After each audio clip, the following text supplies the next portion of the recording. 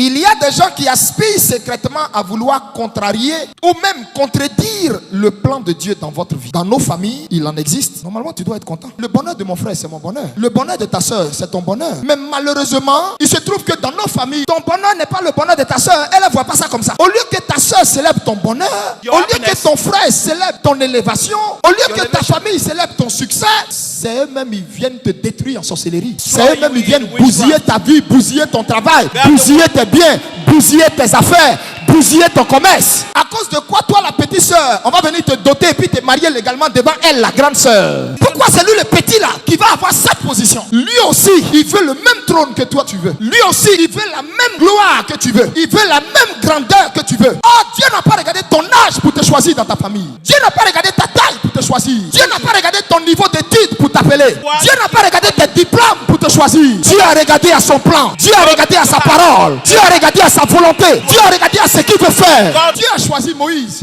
pour montrer qu'il est le Dieu qui peut prendre un bègue, qui peut prendre le fils d'un esclave pour aller affronter tout un royaume, toute une nation et puis la vaincre. Dieu prend Josué pour montrer qu'il peut prendre un fils qui est resté fidèle à son père, sans fléchir, sans trahir, sans s'éloigner, sans revendiquer, sans murmurer, pour dire qu'il est le Dieu qui récompense la fidélité. Dieu prend Samuel, le prophète, qu'il établit comme juge après Josué, pour dire qu'il est le Dieu qui peut, à travers les entrailles d'une femme stérile, à travers des entrailles fermées, lui Dieu peut faire venir un enfant. Donc de Anne la stérile, il fait sortir Samuel, le prophète voyant de l'Éternel. Dieu s'en va prendre David, le dernier d'une famille de 8 enfants, le fils qu'on n'aimait pas, le fils qu'on ne désirait pas. Dieu s'en va le prendre pour dire qu'il est aussi le Dieu qui regarde la mal-aimée, le mal-aimé, celui qu'on n'apprécie pas, l'enfant qu'on ne désire pas, l'enfant de qui on dit tous les mauvais noms, cet enfant en qui on voit rien de bon, cet enfant le plus agité de la famille, l'enfant qui envoie toujours que des problèmes. Ce sont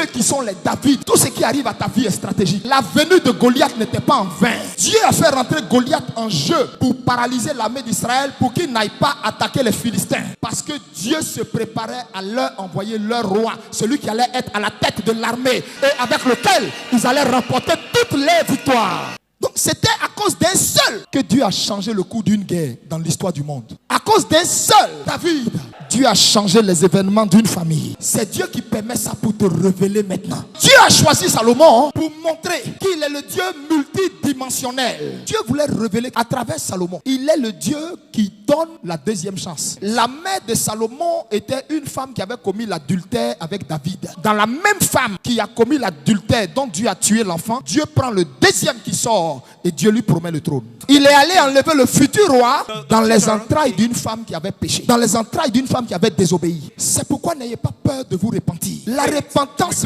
vraie chez les hommes crée la condamnation et le rejet. Mais la repentance vraie chez Dieu crée la deuxième chance et la surabondance des grâces. Donc Salomon était l'image de la deuxième chance. Dieu voulait faire passer un message à toutes celles ou tous ceux qui sont tombés dans le péché, qui ont peur de se repentir et qui se disent que la grâce est morte avec eux. C'est fini, les promesses de Dieu c'est fini. Dieu est passé par la même femme pour dire, tant qu'il y a repentance, il y aura miséricorde. Salomon était l'image de la repentance, de la grâce. Salomon était l'image que le pardon existe.